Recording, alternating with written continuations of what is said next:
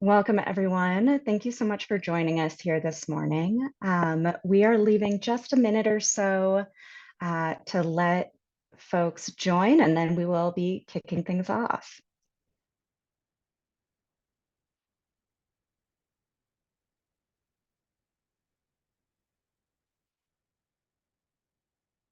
Thanks again for joining this morning. We will be getting started in just a minute.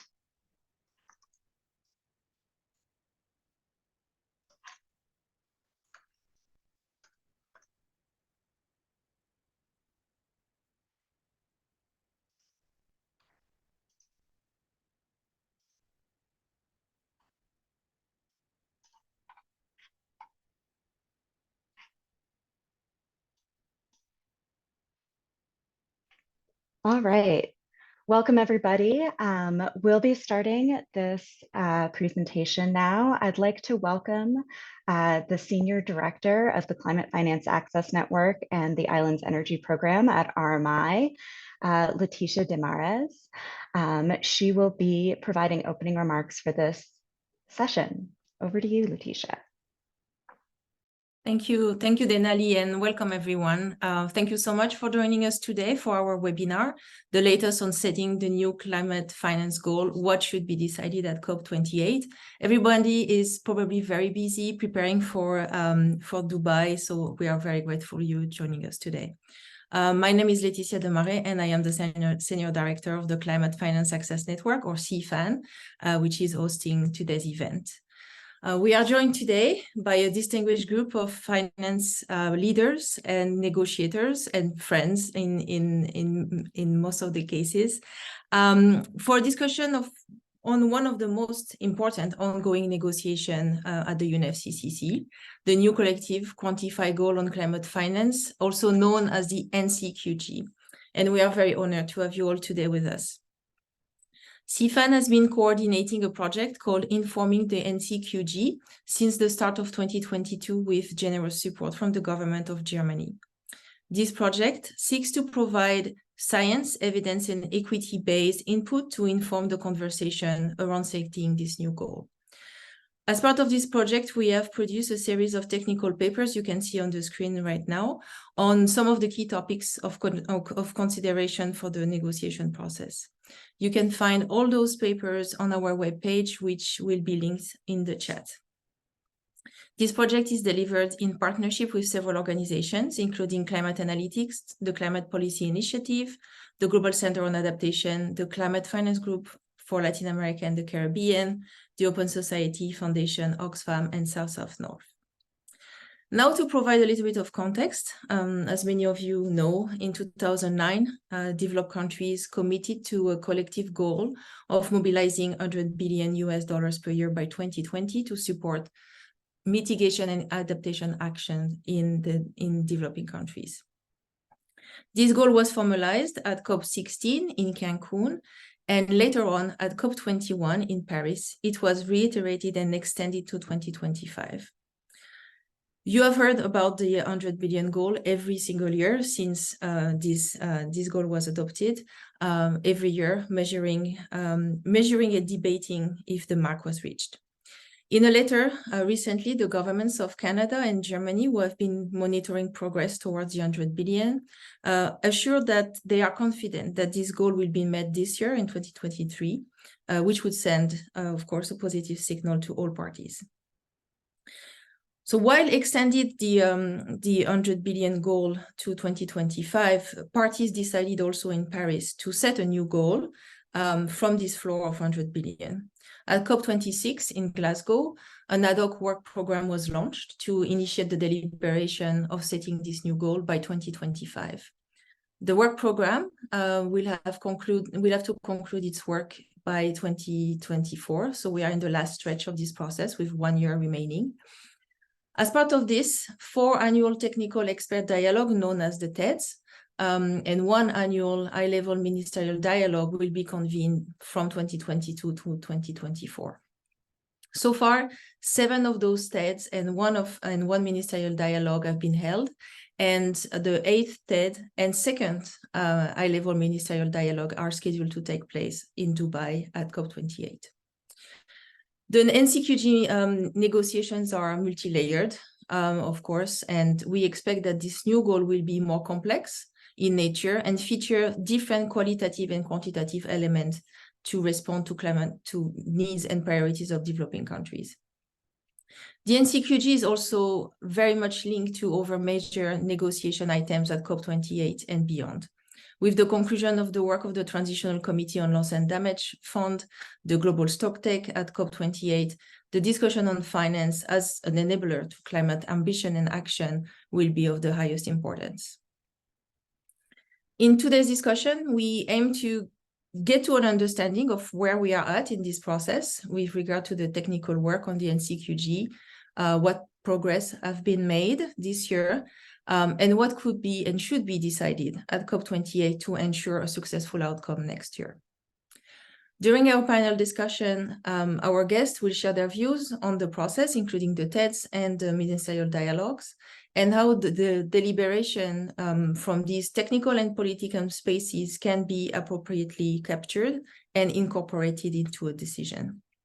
In addition, our panelists will discuss which elements are foreseen to require ministerial guidance at COP28 and how next year's TEDs and ministerial dialogue can be designed to close the deal and lead to a successful outcome at COP29. We will start, as announced by Denali, with a brief presentation on the work that has been conducted under the ad hoc work program of the NCQG by Ms. Malet Eyasu-Melki, CFAN's Thought Leadership Lead. Malet is also coordinating the Informing the NCQG project, and she will be our moderator today. So thank you again very much for joining this event, with a special thanks to our panelists. And now over to you, Malet. Thank you, Letitia. Thank you, our panelists, and also participants who have joined our virtual webinar today. And yeah, so as Letitia said, this ad hoc work program on the NCQG, as you can see, this is really what the process looks like. This is from the work plan of the current co-chairs. And this work program is supposed to run until the end of 2024 and started from 2022. And the work program, it includes the technical expert dialogues, the high-level ministerial dialogue, and also submission from parties and other stakeholders. So after each TED, the co-chairs will produce reports. And also at the end of the year, they will have an annual report that will be prepared for the CMA for parties' consideration. And we had the first high-level ministerial dialogue at COP27 last year. And also at COP27, parties decided to make sure that there will be substantive progress in 2023. And the co-chairs were requested to publish their work plan for this year, including the themes of the TEDs, which they did at the beginning of this year. That was March 2023. And also the different discussions, to produce reports on the different discussions, the way forwards, and also include some possible options. And also they will be producing an annual report, which we're expecting ahead of the COP. And also the high-level ministerial dialogue, that will be the second one that will take place at COP28, should be an interactive discussion and also should provide us guidance for work in 2024. And as you can see, the different issues that were discussed at the 7 TEDs that have been conducted so far. The first 2 were really identifying what are the landscape of issues and really the roadmap and milestone. But starting from TED 3, parties and other stakeholders really had a deep dive into the different landscape of issues that were identified. And now at COP28, we will have the 8th TED, and that will be focusing on the stocktake of the work that has been conducted this year and also an outlook for the coming year. And of course, we will have the high-level ministerial dialogue at COP28. So as per the request by the COP decision, the TEDs that were conducted this year, the co-chairs included different possible options, and also which parties discussed in the different TEDs, and also coming up with new options and also possible merging of different options, which are included in their reports. And also on this stage, participants identified the main issues that actually require political guidance, which is also included in their reports. And now, as Letitia said, we are left only with 1 year to conclude the work on setting the new goal. So from our participants, we expect to hear that what will be the main issues that needs to be resolved, and understanding that the texts are really technical in nature. What are the possible outcomes next year? What are the issues that need further technical work, and also how to get into a negotiation mode so that we make sure that by COP28 we have a successful outcome. And now I will be introducing our panelists. Thank you again for joining us, our panelists. First, we will be introducing Her Excellency Ambassador Janine Felsen. Ambassador Felsen is a senior level diplomat of the government of Belize. She has served as legal counsel in the Ministry of Foreign Affairs and ambassador, deputy permanent representative, permanent mission of Belize, United Nations. She has been and continues to be a principal advocate for the Caribbean Community, CARICOM, and the AOSIS in complex international negotiations, including AOSIS lead finance negotiator from 2014 until now, and Deputy Chair and Chief Strategist for Belize in its role as AOSIS Chair for the year 2019 and 2020. She has also served on the board of the GCF. Ambassador Felsen is presently an Enterprise Fellow of Melbourne Climate Futures at the University of Melbourne Law School. Next, we have His Excellency Ambassador Mohamed Nasser of Egypt. Ambassador Nasser has been with the Egyptian Ministry of Foreign Affairs for some years as counselor, Mission of Egypt to the UN and other organizations in different countries, and also representing his country in the different international negotiations. He recently served as ambassador of the Arab Republic of Egypt to the Federal Republic of Somalia from 2018 to 2021. He is the Director of Climate, Environment and Sustainable Development Department at the Ministry of Foreign Affairs for the Arab Republic of Egypt. He served as the chair of the African Group of Negotiators under the UNFCCC from 2018 to 19. And currently he's part of the COP27 presidency team, leading the team on the UNFCCC negotiations. Next, we have Ms. Gabriela Blatter of Switzerland. Ms. Blatter is the head for international environment finance at the Swiss Federal Office for the Environment, and she has been the Swiss lead negotiator for climate finance and the climate finance coordinator for the Environmental Integrity Group for many years. Gabriela was part of the Swiss core delegation, which negotiated the Paris Agreement and represent the Swiss government in several international organizations, such as the Council of the Global Environment Facility. Next, we have Ms. Eve Dickon from the United Kingdom. Ms. Dickon leads the UK delegation to the UNFCCC on finance, adaptation, transparency, and inclusivity. Eve has been in the UK delegation for a number of years, including throughout the UK COP26 presidency, when she led transparency negotiations and overarching strategy for the UK team. Last but not least, we have Ms. Hilary Aragon, who is the Climate Justice Policy Lead for Christian Aid based in London. Prior to this position, Hilary was a senior researcher at the International Institute for Environment and Development. With IIED, she provided technical advice to the LDC group and the UN climate negotiations with a focus on transparency and climate finance. It's an honor to have all of you with us. To our audience again, it's a pleasure to have you all here. We'll have time at the end for question and answer session with the panelists, so please feel free to use the Q&A function to submit your questions, and our team will be monitoring that as we go. So now we'll be moving on to our panel. So our panelists, you will have from up 3 to 4 minutes for each of the questions that will be directed to you. So first question that I have for you all is, what progress has been achieved in 2023 in regards to the NCQG process from your point of view? And what are the most challenging issues that are yet to be solved? Ambassador Felsen, please. Thank you very much, and thank you to the organizers for inviting me to make some observations on how we go forward on NCQG.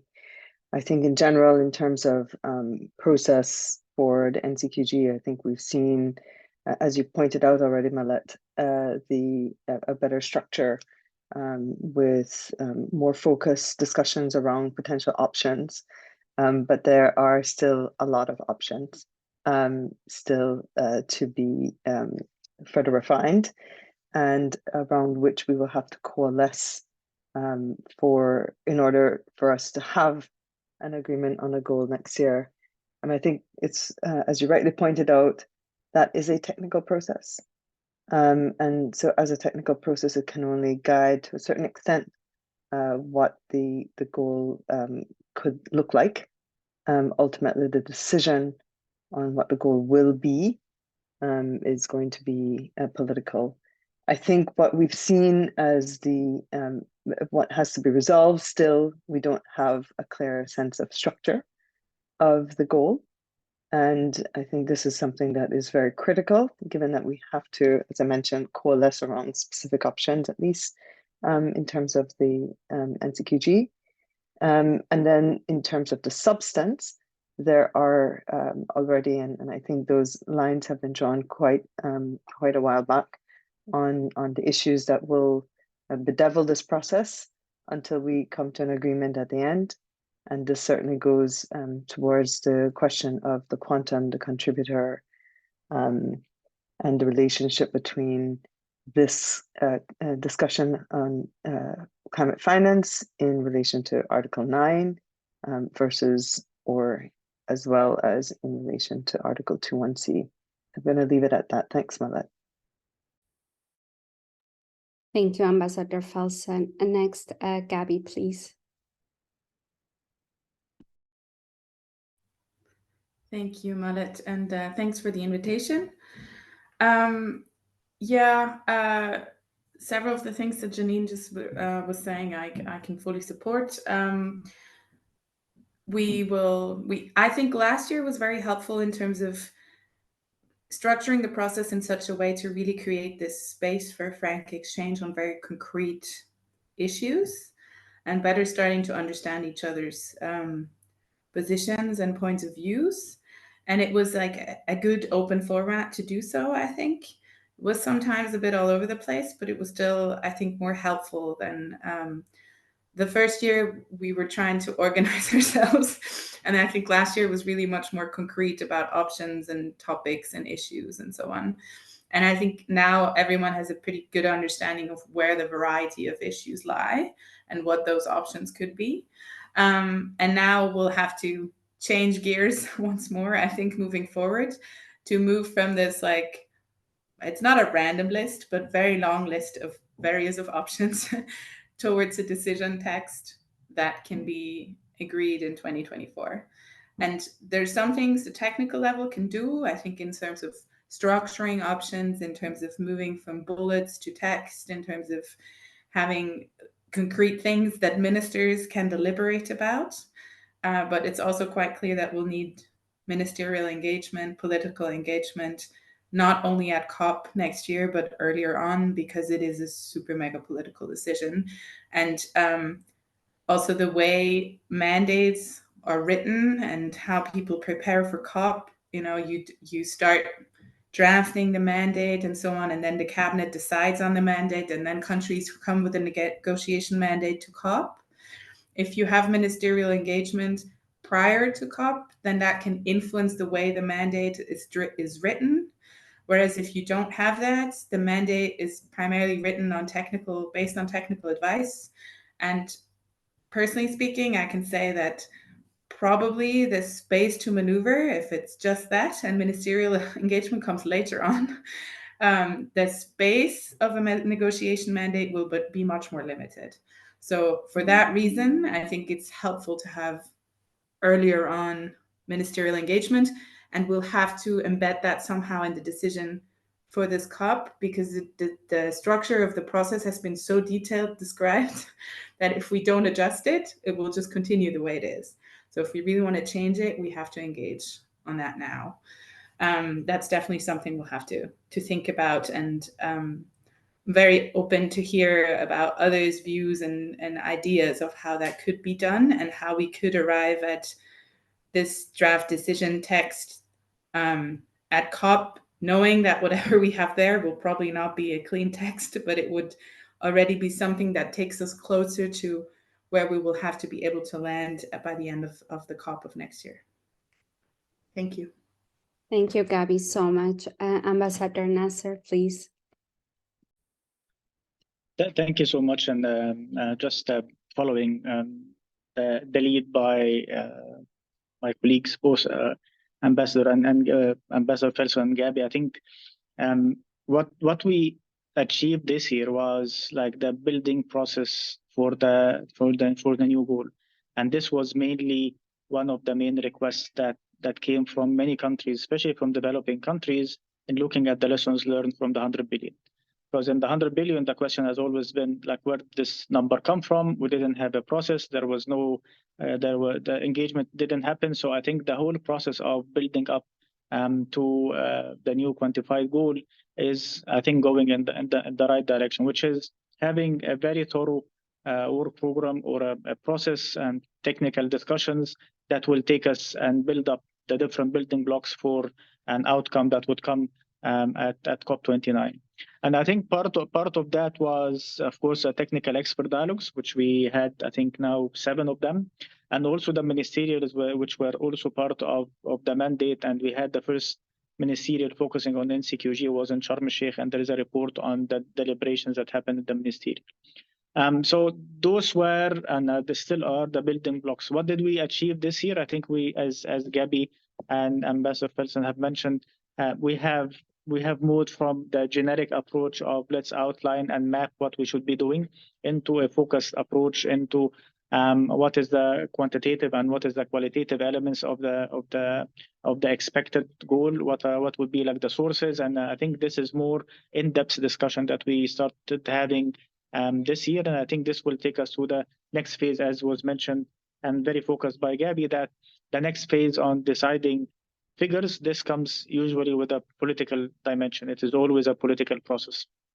But from all parties' point of view, this political process has to be based on the outcome of a technical examination of too many things and understanding of the different views and bringing forward the different elements, be them through the technical expert dialogues or the ministerials, which happen in Sharm el-Sheikh, and there is another ministerial is going to happen in Dubai.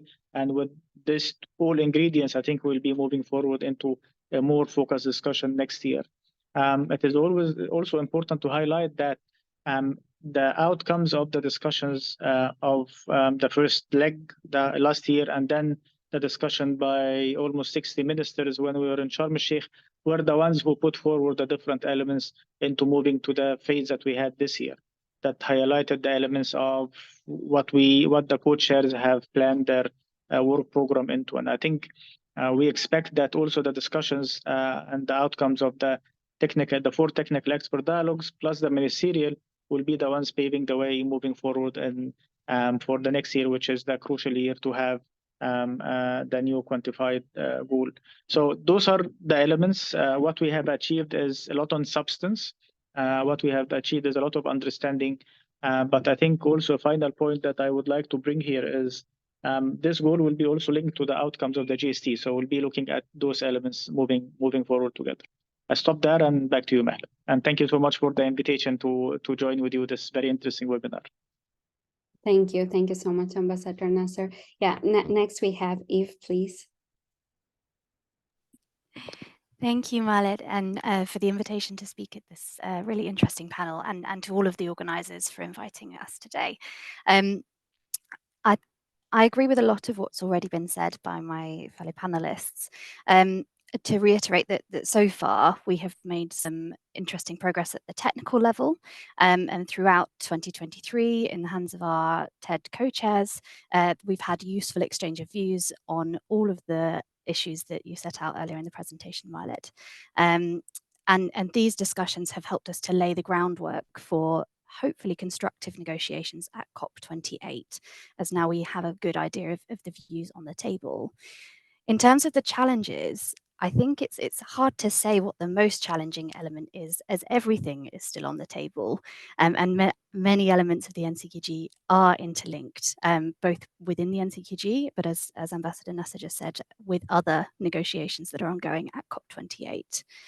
And I think it's clear that we're not going to get everything done this year.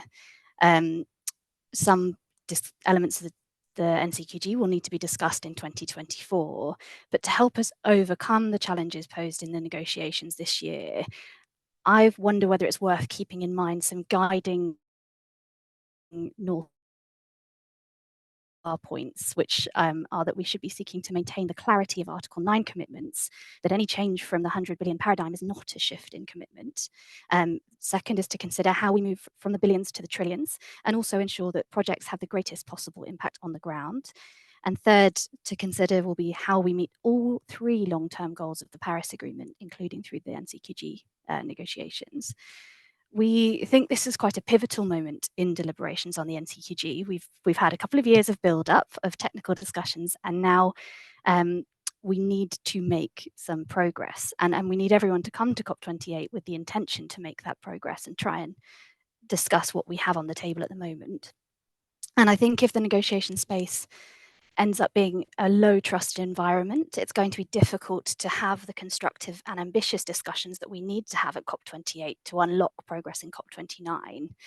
So to make progress, we must foster trust, and hopefully the OECD Secretary General's report published today that suggests that the 100 billion goal was likely met in 2022. While that data needs to be verified, this should hopefully be taken as a sign of an attempt to build trust and to create the foundation for successful negotiations on the NCQG, looking forward rather than backwards. And even if we do make substantive progress this year on the elements of the NCQG that we have a huge task on our hands ahead of and at COP29. So we need to get the process right for next year, as Gabby has said. So I think we'll be looking to try and iron that out at COP29. I'll leave it there. Thank you. Oh, sorry, COP28. Thanks a lot, Eve. Hilary, please. Thank you so much for the invitation, Malit, and I'm very pleased to be here. So I agree with what my fellow panelists have said. So in terms of what has been achieved, I agree that this year has really been instrumental in terms of having options to really take forward. And I have been following this discussion since they started, and the difference between TED 1 and TED 7 is massive. One thing that I would say is that this has been important, this year has been important in terms of trust and in terms of ownership of the process. Having civil society involved and participating at every meeting has been really important. As we all know, this is a highly political issue, and it's got lots of complicated matters to discuss. So having transparency and full participation, ownership over the process is very instrumental. In terms of substance, what I think is most challenging, I'm just going to refer to things that I did hear at the last TED, which really resonated with me. The issue of review, for instance. Many parties have really pushed to have this review process embedded in the goal, but I realized that this wasn't really an issue of consensus, really. There were different views, with some parties questioning what to review, when to review, what is the expectation of review, and actually why to review, and some people thinking that there should be no review at all. So I think this is a challenging issue because it's an issue that is really leading to different views. A second issue is to do with the global efforts. Like why do we understand by that? I think that is another complicated and challenging issue that I think would benefit from political guidance at COP. People argue the world has changed and we need to seek a greater pool of contributors in light of the fact that the world has changed, and we need to hear from those that have the financial capability and other than developed countries. But of course, we know that also leads to very, very different views and understanding of Article 9 and understanding of Article 9.2. So that issue is a political one. It's a very sensitive one that I think really needs to be further discussed, and that was also tricky at TED 6.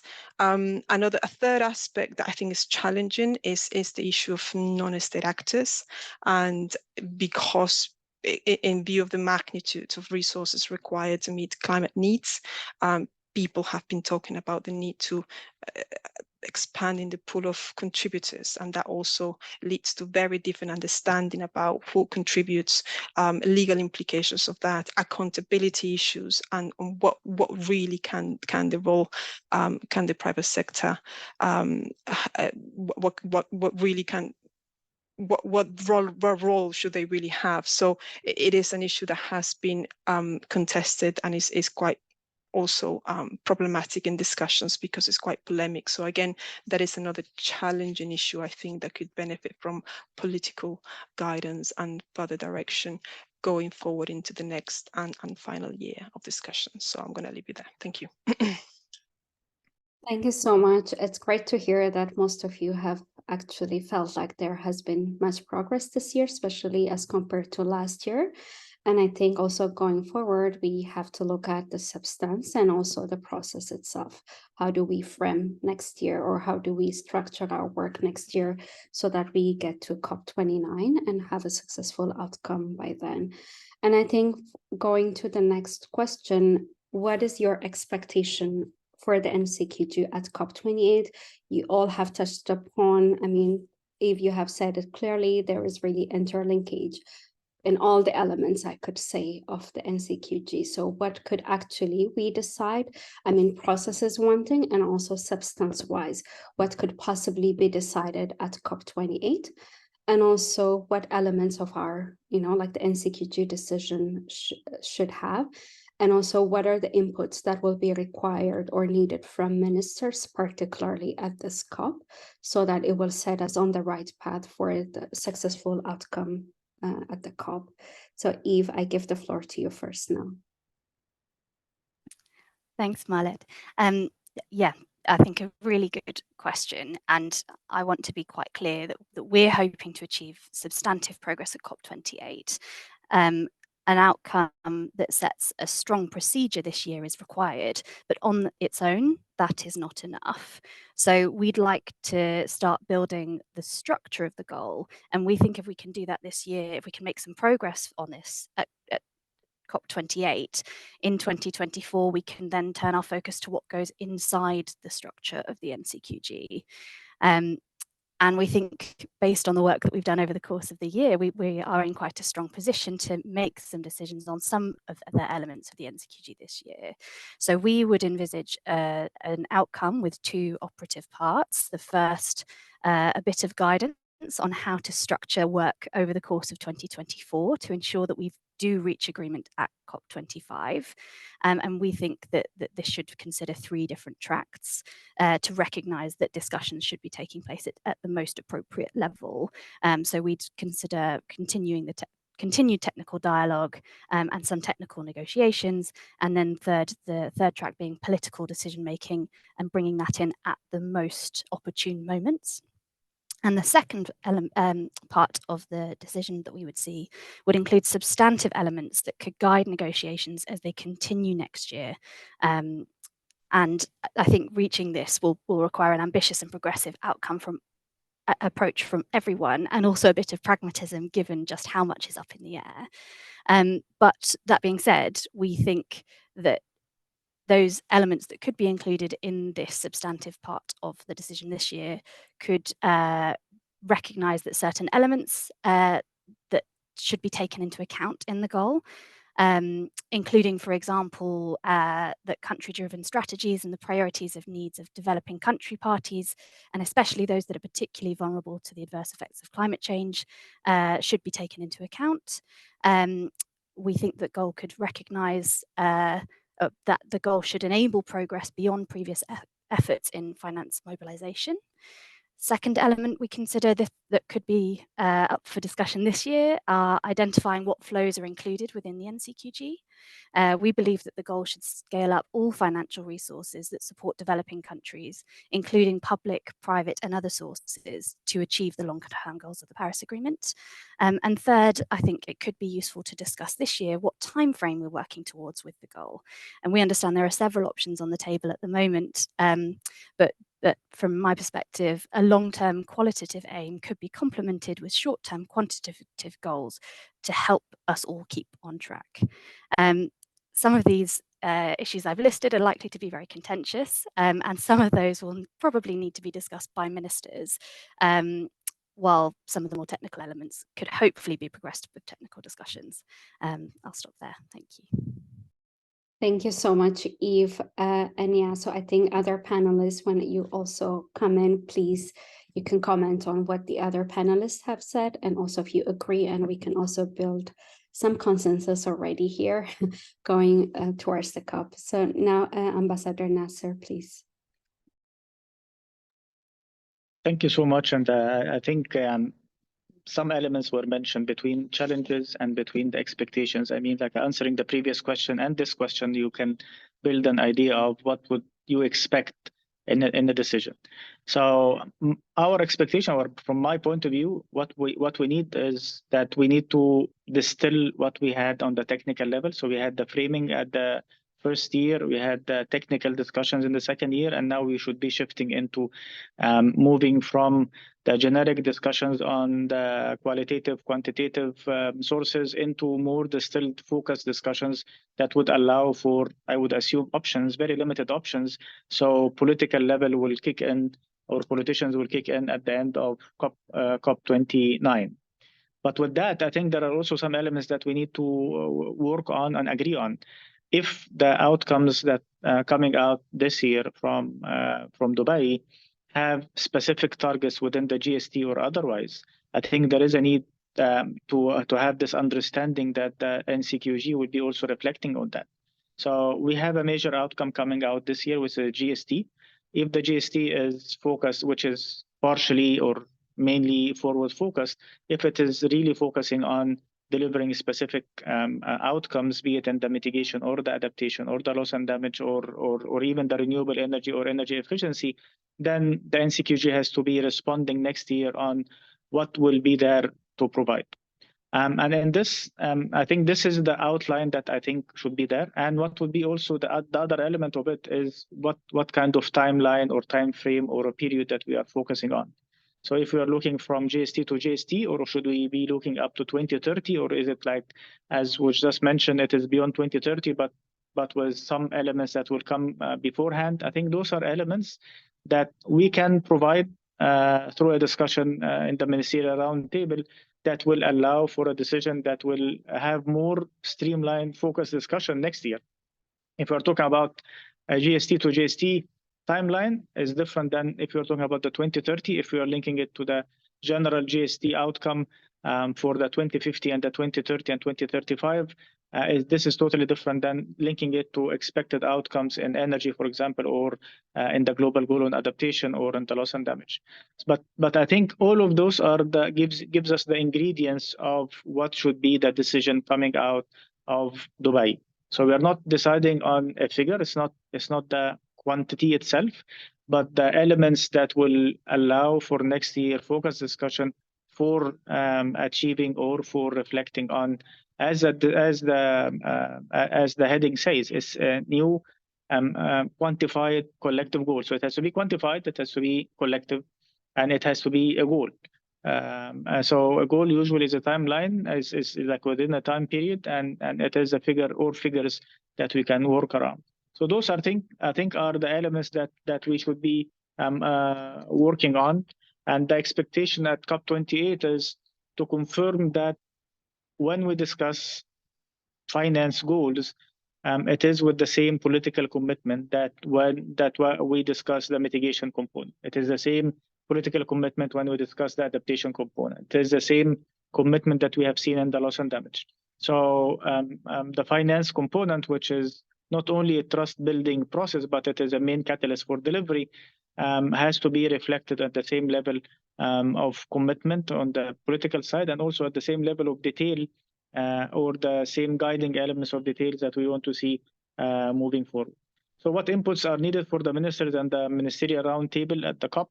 I think it will be coming from the co-chairs based on their synthesis of the 4 technical dialogues. And in that, they will formulate the questions that I would assume would be around the timeline expected, the linkage to the other processes, be it the GST or other expected outcomes coming in from Dubai. And the third point is a framing or expectation on the work program for next year, which is almost the same. I would assume it's almost the same elements of the decision or the report that came out of the Ministerial Roundtable in Sharm el-Sheikh, but of course with different components there. But it has to also reflect that we are moving from the technical discussion to a political discussion now, and trying to work together to provide options for ministers to engage on, which allows for a delivery at COP29, rather than giving them another technical paper, and then it will be like a whole dilemma when we approach COP29. So I think this is our my expectation of that, and moving forward, paving the right path from COP28 to COP29 for the right delivery. Thank you, and back to you, Mary. Okay, thanks a lot, Ambassador. Gabby, please. Thank you.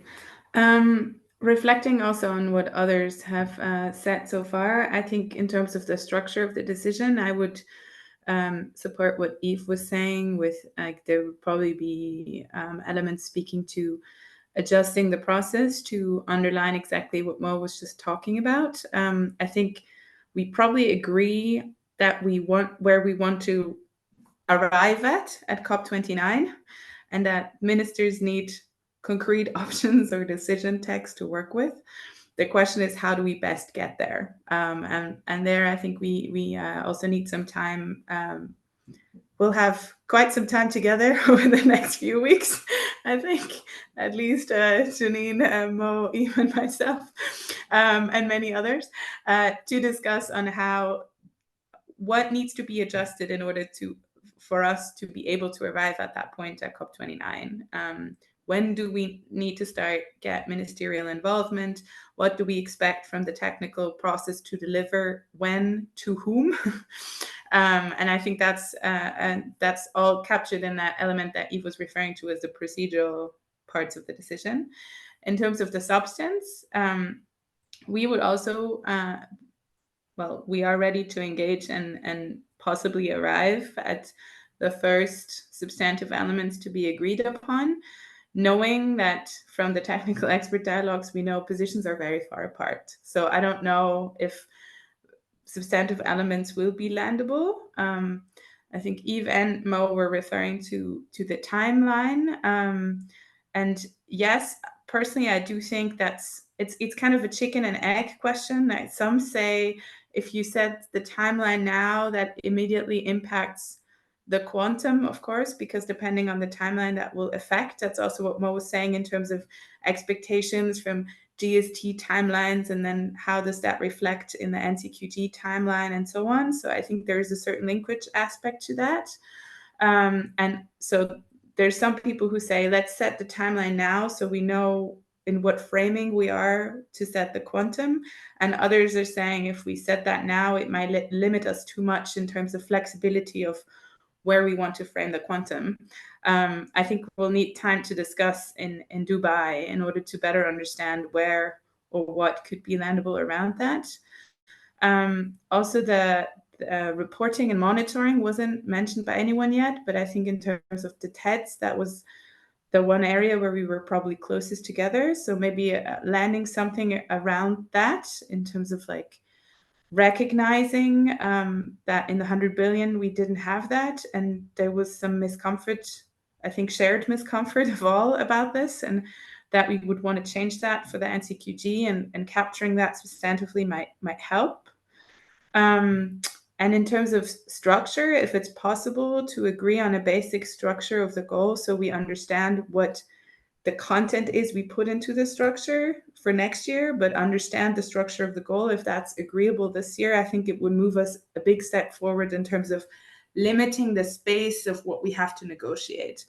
But yeah, having said all of that, of course, that's only possible if we can come to an agreement among the several parties on agreeing to at least some cornerstones of where to move forward. And we are ready to engage on that, recognizing that at least from the TETs, we might still be quite far apart. But that's certainly something we should aim for, I think, in order to facilitate our work moving forward next year. Thank you so much, Gabby. Ambassador Felsen, please. There we go. Well, I think from the previous speakers, we already have a sense of the need for a direction on process and a direction on substance. And I think I can agree for the most part that in terms of process, there is a modal change towards focusing on the actual elements that will need to shape the decision of the goal next year. So that's one thing. I think it's interesting to also hear of this potential need to have earlier political weigh-in, which would be an interesting, I guess, matter to coordinate, ensuring that there is inclusivity across the board for all countries to participate in discussions, because oftentimes that doesn't happen when you have these intersessional ministerial consultations. So I think that's interesting. Not necessarily something that I am dismissing, but an interesting idea. In terms of the substance, I think going back to what Ambassador Nasser said about the interlinkages, I think that's really key. With other processes, so we have GSC, we have other processes, we have loss and damage. That's also very important to bear in mind, and could also be influential in how the NCQG is shaped. And then coming to the whole discussion on the temporal scope. What is evident from everything that has been said is that there is a need for dynamism. We're not talking about a static situation where we know exactly what will come tomorrow, so we plan for that today. Right now, we don't even know what happens in the next couple minutes in order to be able to plan effectively. So I think there is obviously, I mean, I'm exaggerating obviously, but there is a level of dynamism that needs to occur. And I don't think that there is any mutual exclusivity to have a general sense of direction of where we want to be, especially when we say we're committed to keeping 1.5 within reach, which means that there is going to have to be a front loading of immediate action and systemic transformation, which will require significant investment as well as funding and support. So I think it's okay to say, okay, we will actually, in this decade, we will probably need, and we've seen many different figures, but there are in the trillions. And we'll have to figure out where exactly the NCQG finds its space in the provision and the mobilization of finance in that regard. So I think it's fine to have a temporal scope, and I think we could probably do that, bearing in mind the urgency of action and the inputs that we'll necessarily get from GSC in this process. But there's also that built-in dynamism that necessarily has to occur. And I think Ilaria mentioned review. Well, review doesn't mean you have to change, everything, but review may mean that there is a need for a reality check. And then again, coming back to interlinkages, we have a cycle of review. And I think we need to ensure that however we shape this NCQG, there needs to be a coherence with the overall cycle of the Paris Agreement. Otherwise, you're doing one thing with one foot and then another with another, and then with the other, and nothing is coordinated. So I think it's really important that we keep that in mind in terms of coherence. So I do want to touch upon some of the other aspects on the political front, but I've spoken enough, and I will probably just address those in the next round of questions. Thanks. Thanks, Ambassador Felsen. Hilary, please. Yes, just to add something that hasn't been covered already. So I think there is expectation out there that there is more concrete progress on the actual quantum. This is finally the essential question here, and I do fully appreciate, obviously, elements that. Opinions that we need to discuss more other structural elements like time frame, like scope, like sources of funding, and all other structural aspects before we can really approach the issue of quantum. But at the same time, there is expectation and there is a particular deadline to really achieve this objective. So I think there has to be some progress of that at COP. I did hear loud and clear in the last TED that it would be quite helpful to start discussing ways to approach the quantum, maybe sources of information, perhaps an initial order of magnitude, or perhaps methodologies or assumptions that could help to inform the quantum, but something that could help us really approach that very tricky political issue, so that we don't really leave this to the very end of the process, because there is only 1 year left, and this is really the most critical question. So we don't want to end up like in Copenhagen. So we want to maybe just start approaching these issues from early on, while at the same time advancing understanding of other structural elements that will indeed influence that issue as well. I think that there is that expectation there from civil society, and also from other people that I've heard.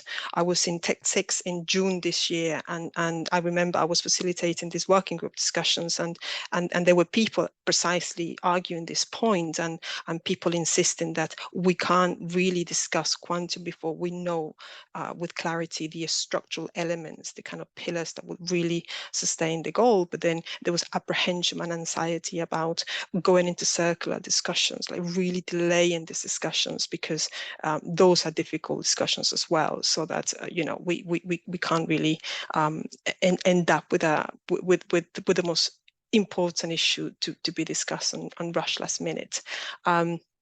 In terms of, that is one expectation in terms of the this question that I would personally have for COP28, and in terms of inputs that are needed from ministers. I think I mentioned this before: the tricky issues of review, the involvement of non-party actors in a party-led process like the NCQG is something that I think is leading to very different views, and maybe more understanding at political level is needed.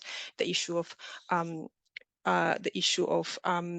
contributor base and the global effort, which I think is also something that needs to be further discussed. And in terms of what elements should the NCQG discussion have, I think this has been well covered already.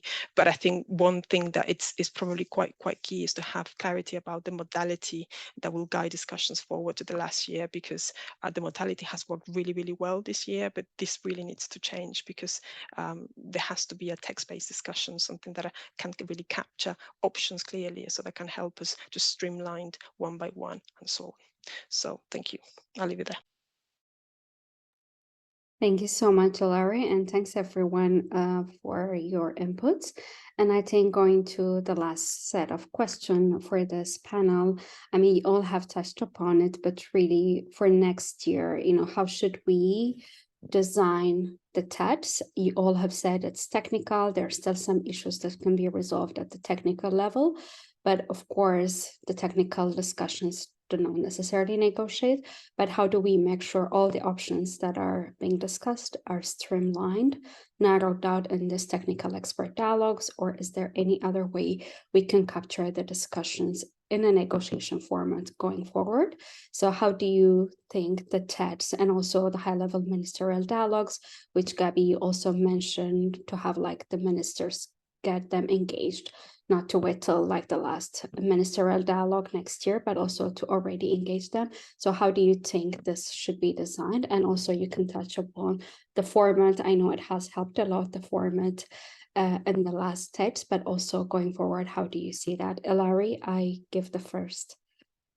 So first of all, in terms of the high-level ministerial dialogue, we all know that this meeting is crucial to give the political direction for next year. I think we all agree with that. And obviously the content is important, but the format is equally important. And we know that last year, ministers engage in statements, but there wasn't really much interaction. So I think there was agreement, and that was set as well at TED 7, that this year the format has to change. It really has to lead to more engagement, more direct discussions. Obviously, we all need to be realistic about what ministers can do. They're not going to operate like TEDs. They're not going to engage with technical options. They have limited time, but maybe some of the most critical questions can be put to them. Maybe the way the meeting is actually organized could also make a difference, maybe by having them sit in smaller tables, ministers from different geographical regions, smaller groups for more focused discussions based on tricky political issues, so that they can provide their guidance and help unlock some of the issues that that keep really locking technical technical matters. So that is something that I think has been said by many really in TED 7, which I also agree with. The content, the format has to be different. And in terms of how TEDs should be done next year, and how progress should be captured, as I mean, TEDs this year have worked brilliantly in terms of capturing options, having those now written in TED summaries. We all know that, and those are really helpful. But we also know, I think, that things need to move into text. And I can only think about the experience that I had when I was involved negotiating the enhanced transparency framework. And back then there were, I think there was like an informal note under the responsibility of the co-facilitators that had more than 100 pages with loads of options across the different topics. But that was really a concrete way to capture technical options and really start discussing over text. So that was useful. And in the end, by Katowice, which is what MPGs were agreed, from that 120 pages document, it got streamlined to 30 pages. So it really was useful. In terms of also the format, I think having technical discussions, it is still important because, as we know, there are many issues that still need further discussion. And I think these were identified clearly during the last TED, and I think TED 8 will identify even more what are the issues that need to have more discussion. So that I think that needs to continue, but capturing those and streamlining those, like I said, maybe by having one informal note or something similar could be quite useful. Those ideas from me now. Thank you. Thanks so much, Ilari. Ambassador Nasser, please.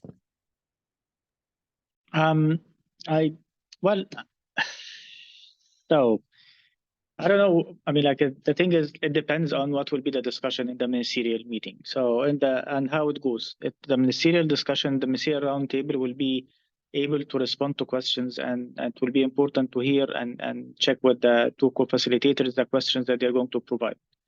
But having said that, this is one part of it. The second part of it is that like understanding that the final decision on the NCQG is of political nature.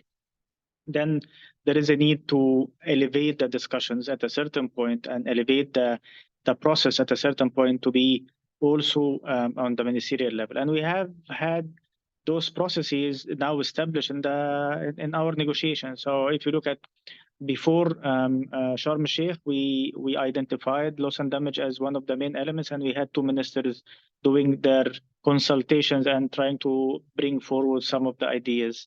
And this was complementing the work that will be done. And this year you have the GST, you have two ministers doing the same thing, also trying to listen to the different regions, different groupings, and come forward with some ideas that would facilitate the discussion when it becomes like a political discussion.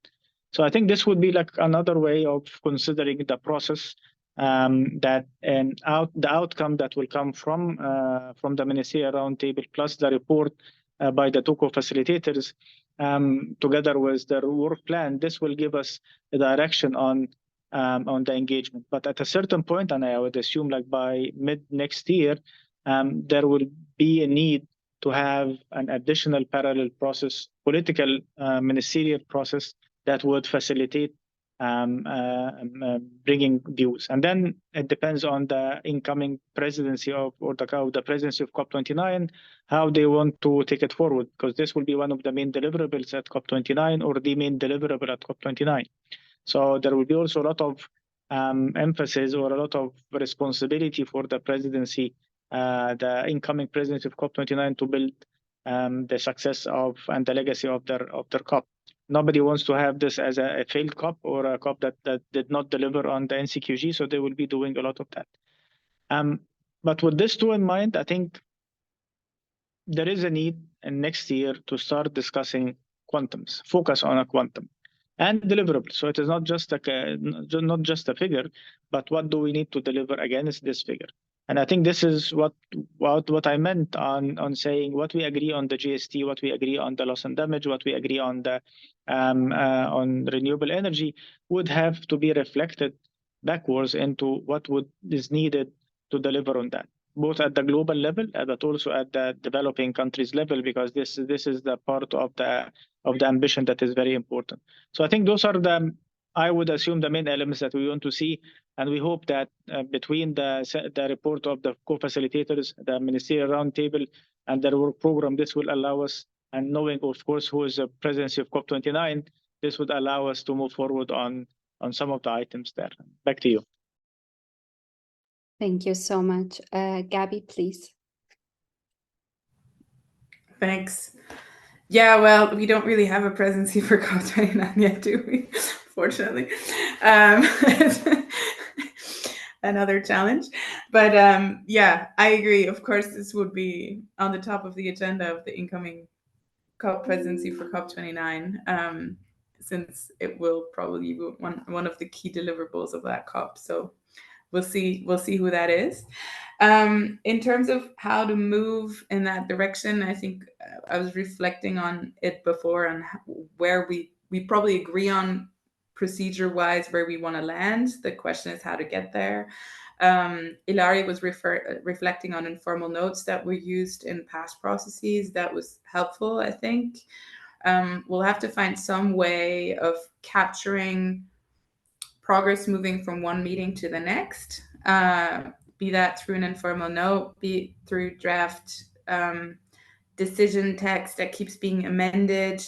I think a first step would probably be to move from this like random list of options towards something more concrete that can then be used to be worked upon moving forward. The question is, when do we pass that to ministers? Mo was saying mid-year. Should there be involvement early on of ministers? I heard Janine in terms of inclusiveness and fully understand that, very much underline that as well. And the way, how can ministers be involved? You know, is it just these roundtables? Agree with Ilari that was broad consensus at TED 7 that the format as it wasn't very fruitful. But unfortunately, from what we hear, the presidency is not going to adjust that, even though we would have wanted to have something more like World Cafe-like or smaller roundtables and things where ministers actually engage with each other. But a format that works quite well in terms of ministerial engagement is actual bilateral engagement. And with I guess the benefit of the pandemic is that these kind of formats, like Zooms and so on, became very popular, and can now be used by anyone, and they can also be used by ministers. And I mean, that's something maybe we have to think about. If you appoint ministerial co-chairs early on, that they can, for example, engage in bilateral ministerial consultations with parties, with groups of parties, to early on understand where the true red lines are and where the possible landing ground could be, and how you can push the envelope, knowing that maybe at the beginning of the year, the positions might be still so far apart, creating some understanding for each other's positions, slowly starting to move in an area where a landing route may be possible. And for that, maybe we need early on political sensitization. Can you say that in English? Like awareness raising of ministers. The way that can be done, I think there's various ways to play it, but honestly, having, I don't know, 100 ministers sitting around a table reading out a statement is probably not the way we will get there. So we'll have to think about different ways of how this could be done. The question is, do you need to embed that in a decision, or is it just sufficient to, in the decision itself, say how co-chairs and when they would be appointed on a ministerial level, and ask for effective ministerial or political engagement, and leave it up to them to test maybe also new formats. I think there's different ways to do that, but happy to engage with you all over the next days and weeks to find the best possible way to get there. Thanks, Gabby. Ambassador Felsen, please.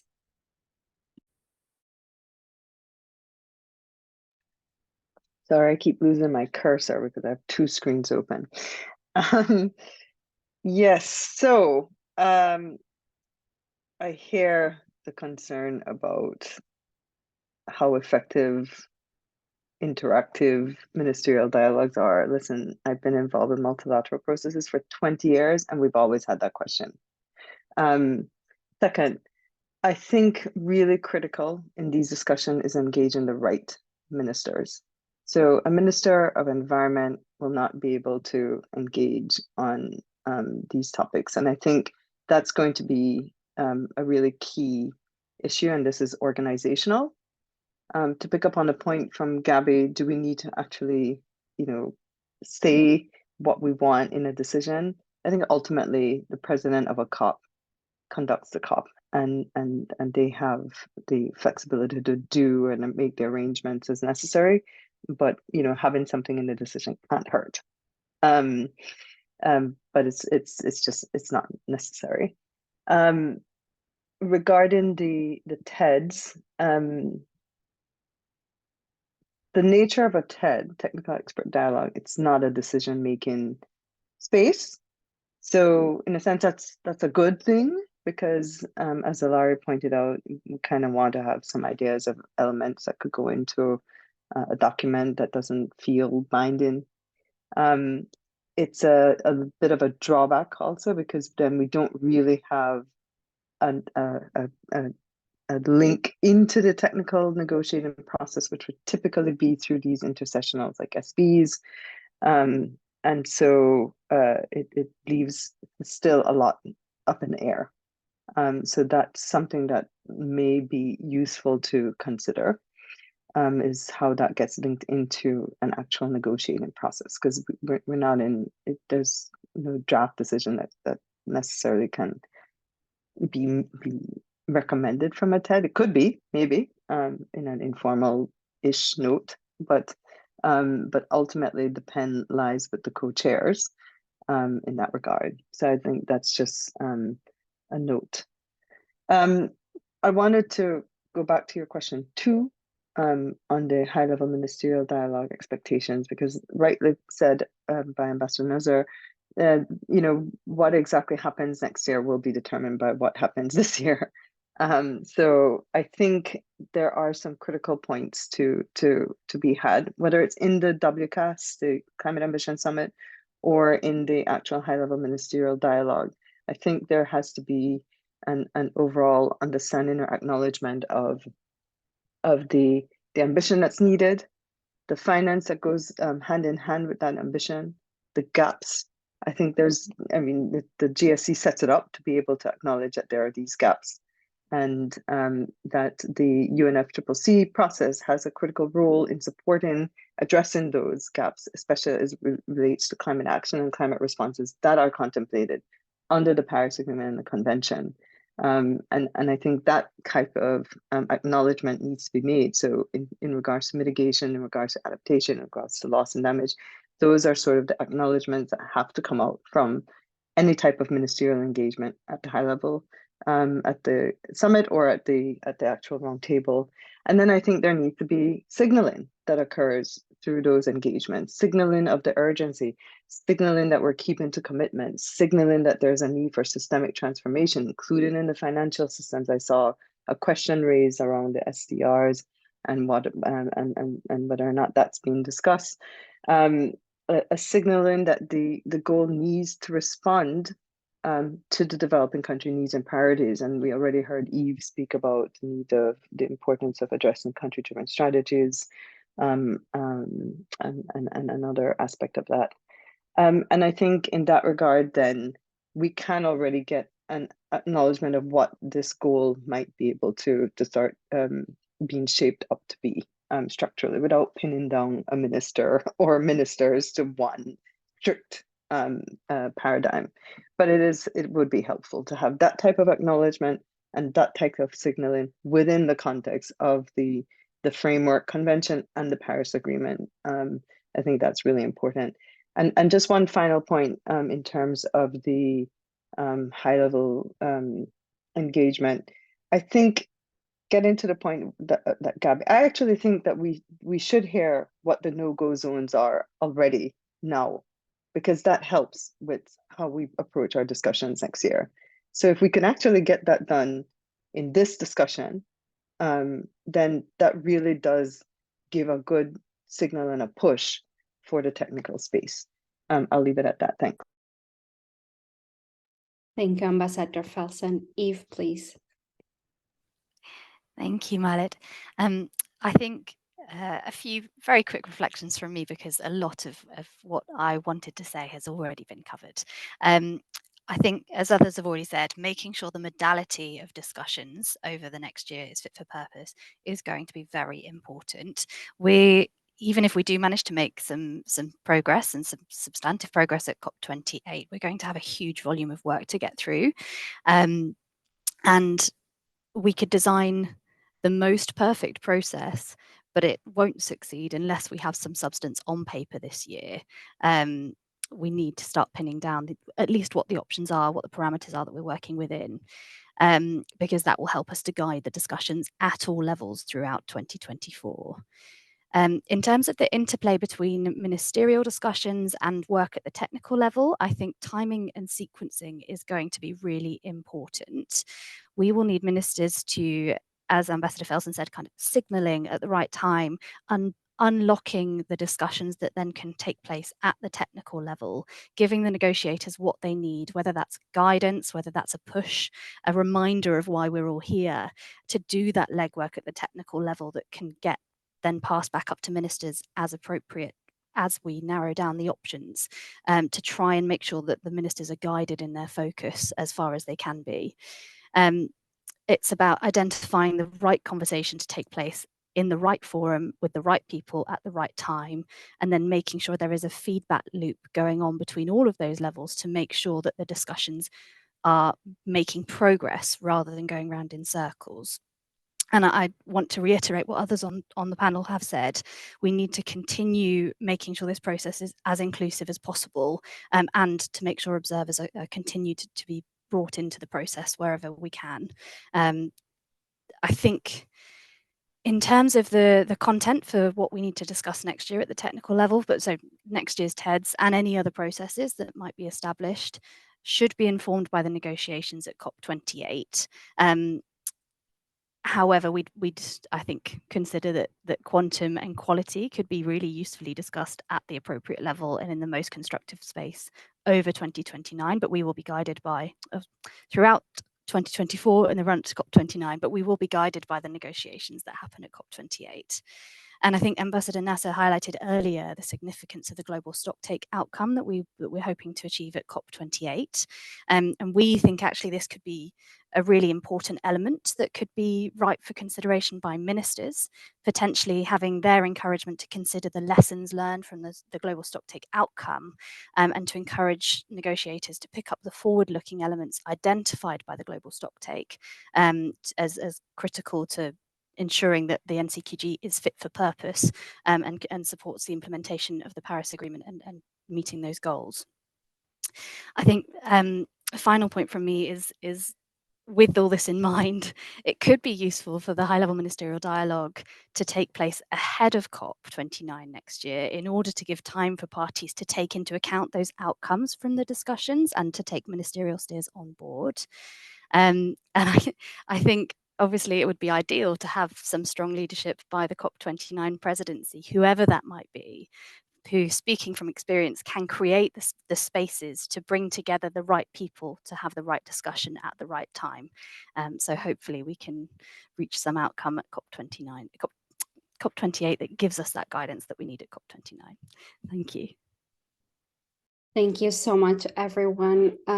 We have just a few minutes for question and answer, but what I will do is I'll just focus on one question and I'll give you all the floor to respond to that question while making your closing remarks. That will be like in a minute. So one question is, there's a lot of talk about differences, but what specifically are the differences? So what I would like to ask you all is like, what is the most controversial issue in your view? And I think what Ambassador Felsen has said, what is the no-go zone, for example? So what is the most difficult or controversial issue that you see, especially at the technical level and also at the political level for parties to resolve? So I'll give you all the floor and while making your closing remarks. I'll start with you, Gabby. The one most controversial, the quantum. Right, because it's linked to everything. But that's yeah, it's an easy one to answer because it's the question. But yeah, I think there are other things which are also quite controversial, which is the scope, for example. But yeah, the quantum is probably the most difficult question to respond to. And yeah, anything you want to say at the end, Gabby? Well, I think in general, it was, sorry, it was a very fruitful panel. Thank you so much. Thanks for the engagement, everyone. Yeah, looking forward to the next few weeks where we will be discussing this quite intensively. And I do hope we get to land a decision together, which will bring us forward and set us up for a good path towards agreement in 2024. Thanks. Thank you, Gabby. Ambassador Felsen, please. I think Gabby is right. Quantum is connected with so many of the other issues that we are addressing. I did already highlight my two top issues that I think are relevant, but that relationship between the paradigm of climate finance and the innovation of the Paris Agreement really needs to be addressed. I think Ilari addressed it in different terms, but I think we're all speaking about the same thing. These are really big issues that will have to be addressed, and those are political issues. And I think ultimately even the technical issues veer into the political. So it's very hard to really have a clean cut between the two because they feed off of each other. So that's why the political signaling from the ministers will be key, because if we get the sense that, okay, we need to work with this sense of the urgency, if we need to appreciate that this goal responds to what is expected of parties and non-party stakeholders potentially, but really of parties in terms of climate action. If we really want this goal to be responsive to the needs and priorities of developing countries, who are facing the impacts of climate change, including in loss and damage. I think getting that signal from the ministers that this is where your focus should be will be a critical outcome for us at oh gosh, now I'm getting confused with dates because of Eve. COP28 this year. I think, you know, we will get to 29, we will get a decision, but we need to make sure that that decision is in check with reality. So thanks. Thank you so much, Ambassador Felsen. Ambassador Nasser, please. Of course, as was mentioned, it's the figure and the quantum, but I think it goes beyond the quantum. It is delivering on the commitments. And I think the major challenge that we are facing now is that parties have agreed on specific process, specific elements, specific responsibilities in Paris, building on what was there before, be it in the convention or other decisions.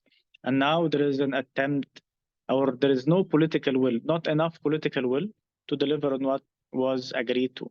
And now what we are witnessing and all over the discussion on climate change is no sense of responsibility and commitment and urgency, but rather a sense of a blame game and who moves first and who will be coming to the table, who is going out of the table.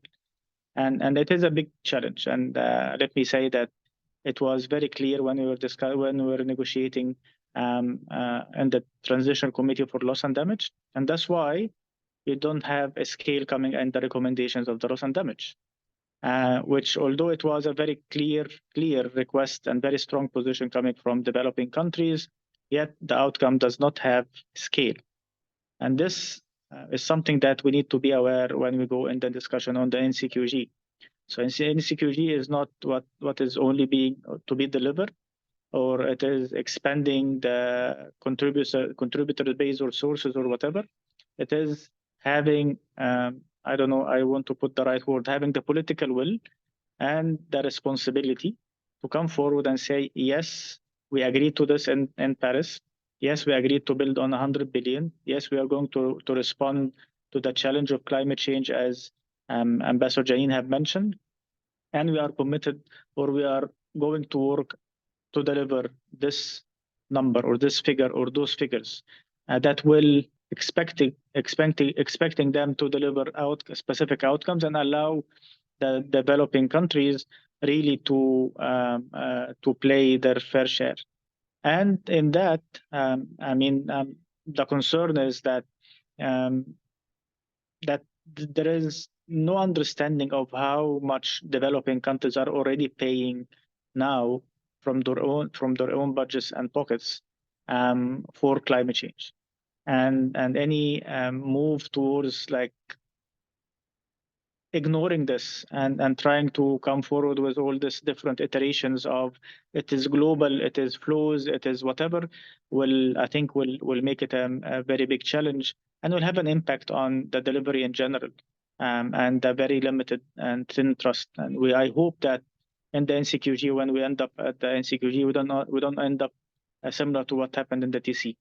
I'll stop there, and it's late at night. I'm becoming cranky, so I will stop there and back to you. Thank you. Eve, please. Thank you, Malit. I was going to agree with my fellow panelists that I think one of the more controversial issues is how we define the quantum. So I will speak on a different issue that I think is actually the sheer volume of the workload and the time pressure that we are under in order to agree the NCQG at COP29.